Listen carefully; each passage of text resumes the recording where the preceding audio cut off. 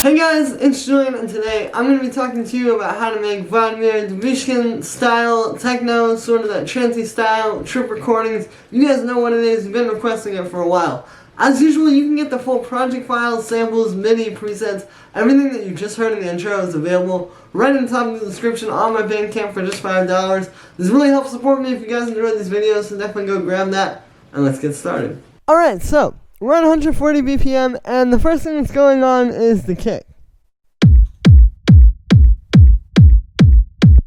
So as you can hear, this is a pretty much just like a 909 style kick, right? Like a nice, fat 909 type kick, but obviously, it's not just straight out of the 909. So I've actually taken two layers here, so we have this one, which both of these are just 909s that I've worked with before. And then I had this one to be the low end. And then this one you can hear has some nice mids and highs. But the low end isn't quite as fat, so then I took just the mids and highs. And there we go. And yeah, so this is a very easy way to make a fat kick. Obviously, you know, you just get like in the case of this one, it was because I was trying to make a kick that really had the like that big boomy 909 low end, but it also had to have the mid-range and highs, right? So that's where this one really worked out. Just by taking like one that's really fat in the low end and one that's really fat in the highs. But obviously, like, you know, on its own, like this one might not be the full kick that you want because it doesn't really have the mids and highs. And just getting the best of both. Now you can make one full, very fat kick because you have something that's really great in one range and something that's really great in another, complementing each other. As you can see, there's no processing on the group there. So yeah, you know, very simple, just dry. It's just two fat kicks together, and really, like, adding a lot of extra processing on this would just mess it up, I think. Then we have the bass line.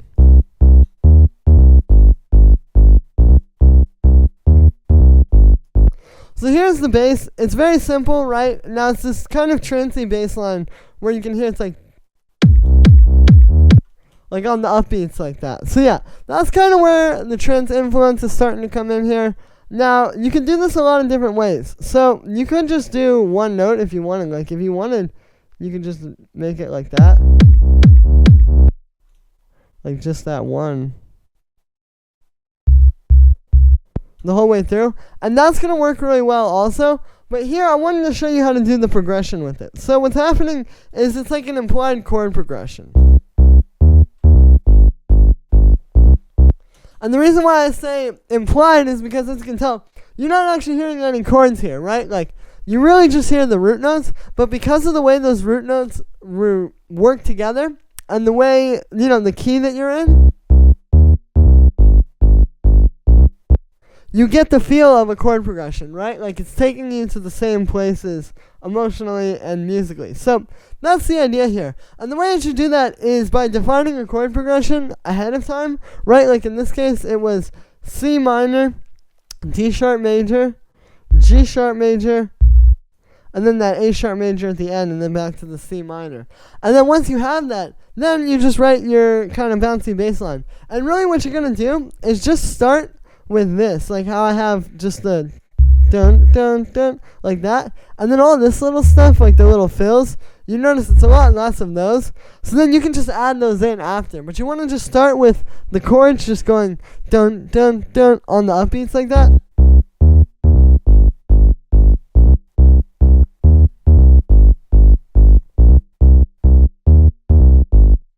And then you can kind of like put it all together, you know. It's a very like, it can actually be pretty easy if you have the formula. I think it's very, very hard though to understand if you don't have that and to kind of figure out what's going on there.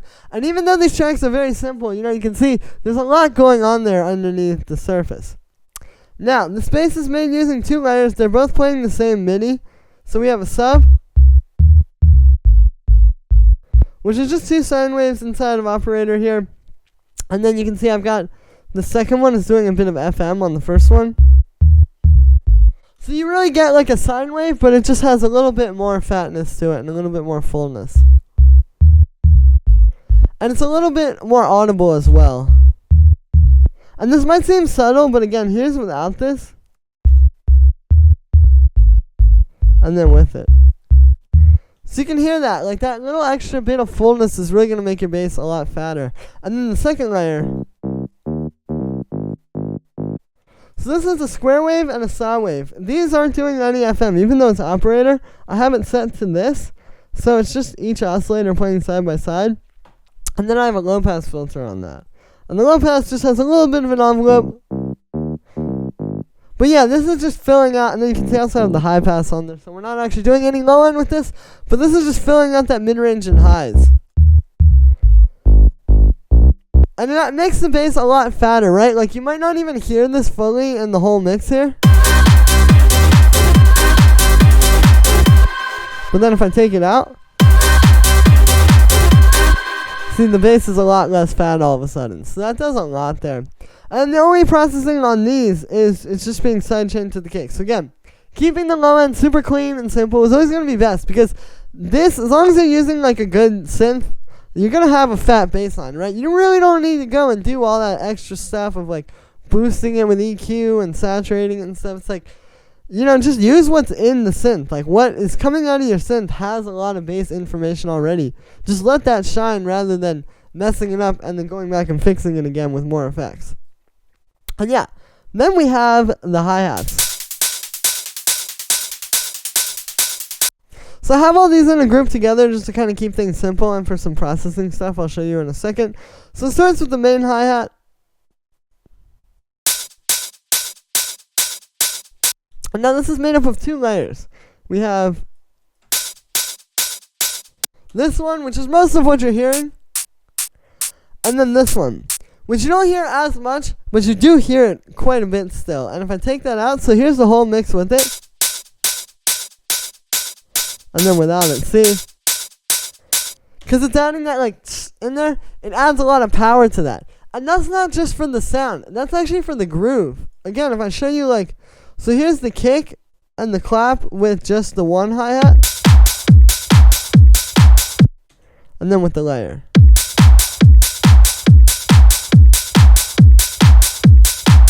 See, it's subtle, but having that on that note there makes it a lot more impactful. So you want to keep that in mind.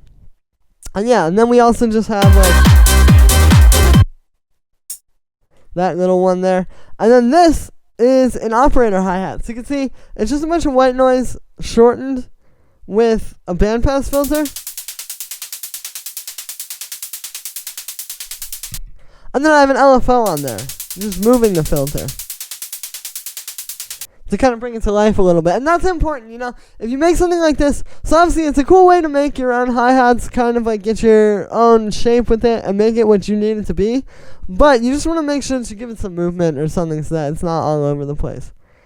And yeah, and then on the group there, we just have a little bit of a high pat, or a little bit of a high-end boost. So without it, and with it, you can see it just kind of helps to bring it out of the mud a little bit. Then we just have this clap, which is pretty simple. You know, it's just a nice, fat, punchy clap. You can see here, though, I have the sustain turned down.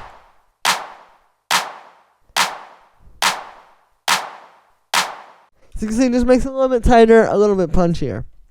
Then we have the synth.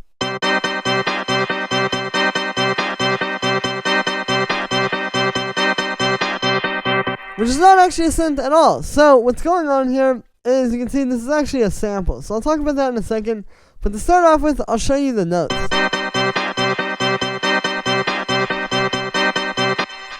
So this might sound a little bit crazy or hard to figure out what's going on. But it's actually pretty basic, and it's all just based on a C minor chord. So if you look in this, all the notes that you're hearing here, almost all of them I should say, are actually contained in a basic C minor triad, right? Like these. That's the chord right there, just C, D sharp, and G. Very simple. Again, if you Google C minor triad, you're going to find those exact notes. But then what makes it interesting is kind of the way that we voice it, right? Because then you can see I'm kind of using G here as like this root note, but then there's also a low C sometimes. And And then there's also a high C added on top. And essentially, like, where you place those, that's what's creating the rhythm, right? The way we're going from low to high there. So essentially, it's just taking that chord and then using the low notes or the high notes to kind of like do the accents in the rhythm, right? To go from dun dun dun like that. And then here's the only place where we actually break that C minor chord. And it's just adding in this G sharp, which is the 6th, and adding in this F, which is the 4th. And so technically, like, if you're just doing the basic C minor scale, then that stuff is also in there. But yeah, it makes that one hit really impactful there. And I think that's what you want to think about when you're writing something like this. It's using the melodic stuff to create a rhythm. And yeah, and then so for the sound here, what we got going on is I actually have this trumpet sound. So this is like this one which had a bunch of little trumpet sounds in it. Somebody played. And then I just took that. And yeah, so it's just the one note from there. You can see I tuned it so that when you're playing C on the keyboard, you're also playing C on this.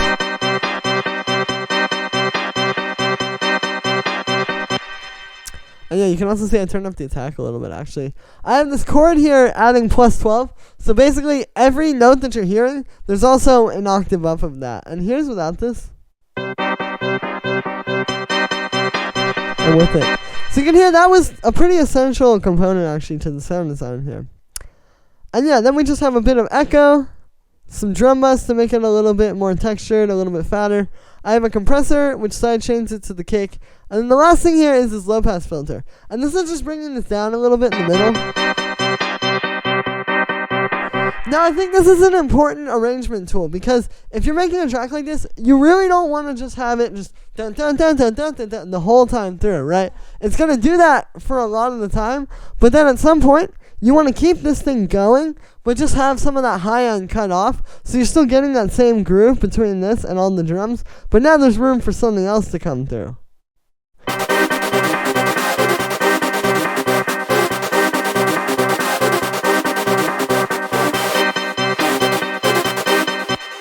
Right, so you can hear it's all about like moving this so that you can have a little bit more room for something else in the track, and I wanted to show you that.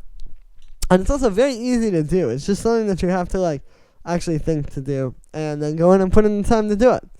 So then the next layer we have here and the last synth is this wavetable.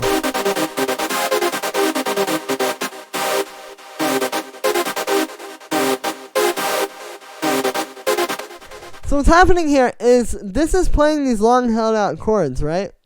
Like, and it's very basic. It's just C minor, and then it goes up to F minor here, and then it goes down to G minor at the end. And it just plays these long held out chords. You can see it's like a pretty basic, just like super saw, bunch of unison. And then what's happening is we're using a gate to sidechain it to this noise. And so this is how you create the transgating effect. So we have a noise that's just like, right, that's just operator. It's playing the two different patterns. And then when you sidechain to a gate, it's the opposite of sidechain compression. So sidechain compression, whatever thing you're sidechaining it to, is going to make it duck out of the way. With a gate, when you're sidechaining, if I sidechain into this noise, now wavetable is only going to play when the noise is playing. So, there you go, you get the transgate effect. And then what you have to do is you just set the threshold. Like you can see if I put it, see it's not really doing anything, and then you bring it down a little.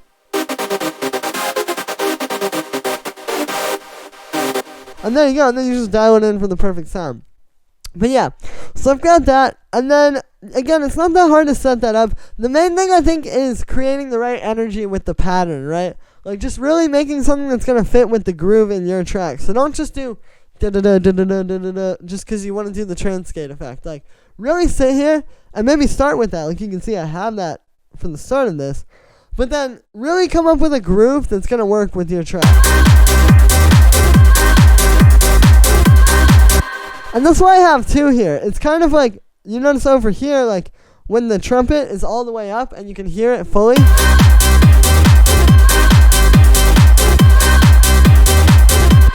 This doesn't play as much, and then when the trumpet is knocked out of the way a little bit,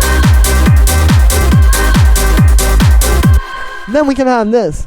And so it's that, but then it's also like literally just the groove between this and the drums. Right, so it's not just thinking about this element, it's thinking about everything while you're making this. And the only other effects on that, just a bit of echo and reverb, high pass filter, and then I have it being sidechained to the kick as well. The last element down here is just this little vocal, this oh. Really simple, it's just a vocal stab, once every bar, it's got a bunch of reverb, and then a compressor sidechaining into the kick. But this is just going to give you something to kind of hold the groove down, because everything is kind of bouncing all over the place. This is one thing that's just oh, oh. Like every time, you know this is like restarting the bar basically.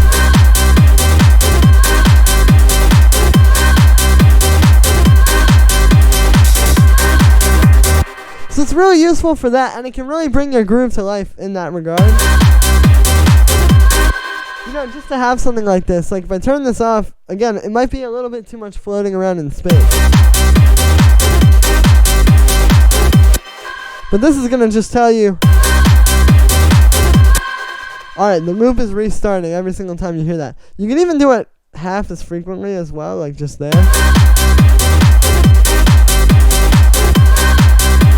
If you want to, I mean, it's really up to you. But yeah, I think this is very powerful. Even though it's super simple, you know, it's about where it sits in the track, not about how much time you spent processing it.